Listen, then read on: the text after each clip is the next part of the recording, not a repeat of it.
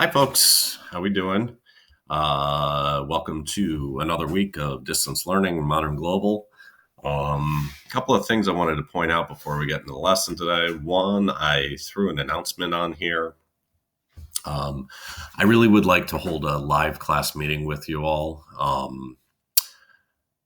There's several of you I haven't heard from at all, and I think we do best by learning with each other live in person. Obviously, the in-person part can't happen right now, but if we can do it virtually, I think that would be a great thing. Technically right now our class meets from 10:15 to 11:15 on Tuesdays and Fridays. But I'm more than willing to be flexible. If there's a better time that works for all of you, we can work that out. All right. So that being said, here's what you guys are going to be doing today. You're going to be continuing on with the Cold War, and you're going to be looking at the Korean War. And you're going to do this in a couple of ways. You're going to do a quick journal prompt. There, you're going to read a quick overview reading about what the Korean War was about. The who, what, when, where, and why, that kind of thing, as well as you're going to read a primary source document of people, Koreans, recounting their experiences during the Korean War. And then finally, you're going to visually summarize what the Korean War was all about.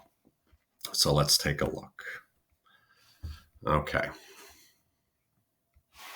So by the end of this lesson, you should be able to explain to me what the Korean War was and how it was an example of the Cold War containment idea of communism. Remember, during the Cold War, the United States wanted to contain the spread of communism as much as possible.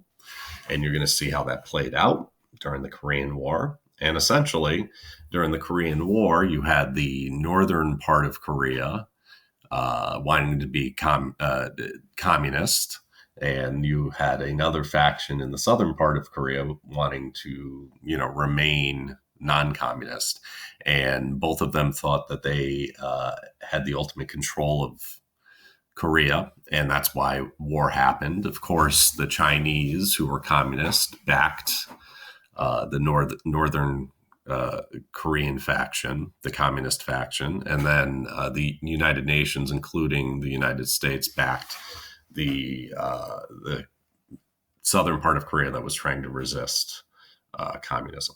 All right, so part one, what you're going to do is you're going to take a look at these three images. There's captions underneath. Okay. First one is this girl here who's sitting all alone on the streets of Korea. What does that tell us about the war itself? You have these guys here who supposedly are awaiting medical attention, although it's not looking so good. These are Northern Koreans wounded in battle. And then you have all these people, women, children, older people, who are fleeing away from the war-torn northern part of Korea into the south. And so what do these images tell us about the war itself? Well, to me, one, it says that it was not easy. You have lots of injured people, injured soldiers. In fact, even though this is a war that is sometimes overlooked, millions of people died. That's a lot of people to die. And then also the other thing I'm noticing is lots of civilians, people who were not military, are involved in are in these pictures, right? We have this girl who probably is not much older than maybe 4, I'm assuming, based on the picture. Just sort of sitting all alone.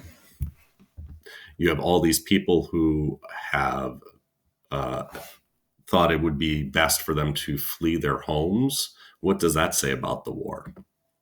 Okay, and you're going to type your response here. Should be several sentences and complete sentences. Part 2 is a reading. Okay, and it is not very long at all. There are 3 questions that go along with it. I will do the reading for you right now. Follow along with me as I read. So it says the Korean War is the name given to a civil war between the nations of North Korea and South Korea, which were created out of the occupation zones of the Soviet Union. Remember the Soviet Union, our arch enemy, so to speak, during the Cold War, and the United States, established at the end of World War II. The conflict began on June 25th, 1950, and fighting continued until an armistice on July 27th, 1953. So there's my dates. War lasted 3 years. Although since no official peace treaty was signed, the war is still not technically over. There was an armistice that was signed in 1953 that ceased fighting, but technically both sides did not sign a peace treaty. And so technically the war has not ended, although a couple of years ago there were talks of officially ending the war between North and South Korea. The Soviet Union and People's Republic of China, seeking to expand the communist sphere of influence, aided the North Koreans, while forces representing the United Nations, led primarily by the United States with troops provided by 15 other nations, aided the South Koreans. So you've got the U.S. Here, we'll do red, I guess, for the U.S.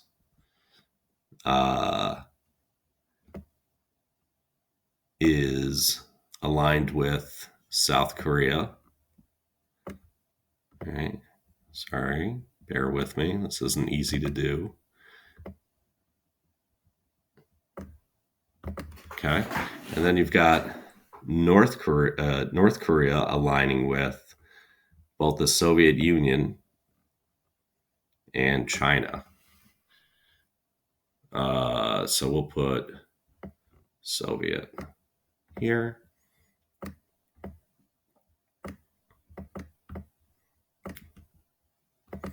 This is not easy to write, but I'm doing my best. Okay. The Korean War pitted American and Soviet hardware against each other without the threat of all-out nuclear strikes, although limited nuclear strikes were discussed once the Chinese became involved. And in fact, the general that suggested that was fired before the war was over. He wanted to drop several hundred atomic bombs on China. What do you think would have happened there? I think it would have been bad news for sure. So it says each side wanted to unite the Korean Peninsula under its own political ideology. Political ideology, of course, is like what kind of government you want a place to have, whether it's communist or democratic or democracy. Finally, after massive swings in favor of both the North and the South, at the end of the conflict, Korea remained divided among the 38th parallel. So here's the deal. You had, at one point, you had the South. Hold on. There we go. That's what I'm looking for.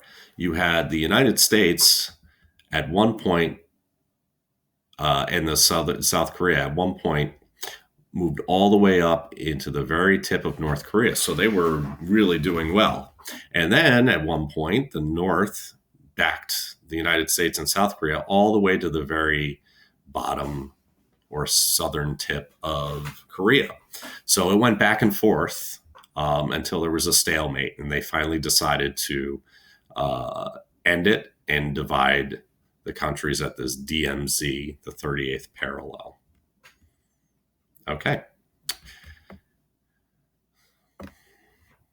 So the DMZ, or the demilitarized zone between the two nations, is still the most heavily fortified border in the world. There's a constant hope among the populations in both North and South Korea that North and South Korea will again be united under one flag. And that became completely possible the last couple of years with talks between North Korea and South Korea, ending the war officially. Although unifying the two does not necessarily seem like it's anywhere close to happening. Okay, so sorry, let me erase all my stuff. So now that we've looked all at our overview reading, you can now answer those 3 questions that are underneath. And it says, briefly describe the Korean War. When did it start? When did it end? Who was involved? Well, we know it started in 1950. It ended in 1953. We know it involved, obviously, North and South Korea, but you had China and the communists backing North Korea, and you had the United States backing South Korea and trying to keep democracy alive. And so that brings us to number 2. The U.S. supported South Korea, while as the Soviet Union and China supported North Korea. And obviously, the U.S. supported South Korea because they were trying to resist communism, whereas the Soviet Union and China supported North Korea because they wanted to expand communism. And then finally, where it says, how did the war end and who won? I want you to make sure you include the words DMZ and 38th parallel in your response. So what could we talk about? Well, we could talk about how technically the war never really ended. There was just a ceasefire that happened that's remained for the last 65 plus years. You could talk, as far as the DMZ goes, you could talk about how they are still divided to this day at the 38th parallel, where there is what's known as the demarcation zone or the DMZ zone, where, both sides are separated. All right, so that brings us to this Korean War perspective, this primary source. I'm going to read this to you, and I want you to really pay special attention to what does this tell us about the war itself? What kind of thoughts and feelings do you have while you hear this? Here we go. So some tell the story haltingly, others in a rush of words, a few in tears, a tale of terror and death in the early days of the Korean War. They are old now, some in failing health, but the former Korean refugees still offer vivid descriptions of what happened here in late July 1950, of being strafed by U.S. planes and then fired by U.S. soldiers. So these are civilians that are being fired upon by U.S. soldiers, according to these accounts. Chung Koo-shik, then 16, told the Associated Press that the planes came raining down bombs and big bullets. The planes shrieked past repeatedly. People ran for the shrubs and trees. A lot of people died. Something hot dropped on my back. It was the severed head of a baby. That is a pretty vivid and crazy description, to think that a baby's head falls on your back. That's pretty incredible, and something that I'm sure that person will never be able to get out of their brain ever again. Lee Yu-ja, then a 26-year-old housewife, says dirt and gravel rained down. Ox carts were burning. Dead bodies and cows were everywhere, spewing blood. Yang Hae-suk says she lost an eye in the strafing and was herded into the Nogon-ri Bridge tunnels with other survivors. She was 12. We thought it was safe. The tunnel I was in was packed with people. I saw people from my village and thought it was okay. Then the shooting came. Bullets ricocheted off the concrete and hit the people like popcorn in a frying pan.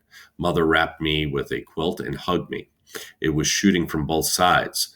When there was shooting coming from one side, we rushed to the other side. Then the bullets came. We could not even raise our heads. We just dug under dead bodies. Yang says she lost her grandmother, older brother, and baby brother, as well as an aunt and her husband and their 2 daughters at Nogon-ri. So imagine losing that many people in your family in one battle. Pretty heartbreaking. Park Hee-suk, who was 16, says she lost her father, mother, and a sister before U.S. soldiers saved her. It was still the first day of the shooting, and after lying under corpses, I decided to crawl out, she said. I squirmed through piles of bodies. I was all covered with blood. I stepped out and stood there and shouted the only English word I knew. I said, hello, hello. I just stood there and cried. From the hill, a soldier looked at me for a while with binoculars. He beckoned me to come up the hill. Some soldiers came and looked at me without talking. One of them checked to see if I was injured. They later sent me to the south on a truck. Park Sun Young, then 25, says she was desperate by the second day in the tunnels. It was dusk. My 5-year-old son kept crying for food. My 2-year-old daughter had already been killed when her grandmother took her and walked outside in the hope of appealing to the soldiers. I crawled out with my son and climbed a hill. A terrible crackle of shooting came down, and my son was hit in his thighs. Both his thighs were torn with bullets. It was strange, but my boy kept saying he wanted food and he wanted to go see his dad. I saw an American soldier and begged for mercy. I shouted to him that we were not bad people, not communists, but he shot us again. A bullet ripped through my waist and hit my son's chest. I lay there still, my mind blank. 2 soldiers came over, a fat one and a tall one. They looked down at us and talked to each other. Later, more soldiers came and they wrapped my son in a white bag and buried him. They took me to an ambulance. That day, I saw 2 faces of America. So pretty heavy duty imagery for sure. What I want you to do here is I want you to answer this one question. Just tell me, what does this information tell you that about the Korean War? Was there anything that stood out to you most? And how do you think the war affected the average citizen living in the country? Think about all the vivid imagery that was discussed, as well as put yourself in the shoes of those people. What must it feel like to be in the middle of a battle? You're a civilian, you're your mother, you're a father trying to protect your children, and you have soldiers shooting at you thinking you're the enemy and that you're communists. All right, so part 3, where it says wrap up. The last thing I want you to do is I want you to visually summarize for me the Korean War, what it's all about. So how are you going to do that? Well, you're going to find at least 3 images. You're going to paste them here, and you're going to explain what each image has to do with the Korean War. So in order to go ahead and do that, you can always, of course, go to Google, do a quick Google image search, North Korea, DMZ zone. But, and I'm sure you know about this, but if you don't, it's much easier for you to go here, this little mountain landscape looking icon, click insert image, and you can search from the web directly here. And then you would just write in Korean War, maybe, see what comes up. Okay. And then all you would do is you'd click on this and you could drag it right in here. Maybe. Of course, well, there you go. It's dragged in, but it's huge. And obviously, you might want to make the image a little bit smaller. Okay. And then you'd say, well, this reminds me of the account that we just read about. You see 2 children with a tank in the background. But again, these are your images. You can use any images you want. Just please make sure that you describe why you chose those images. And as always, I am available for help.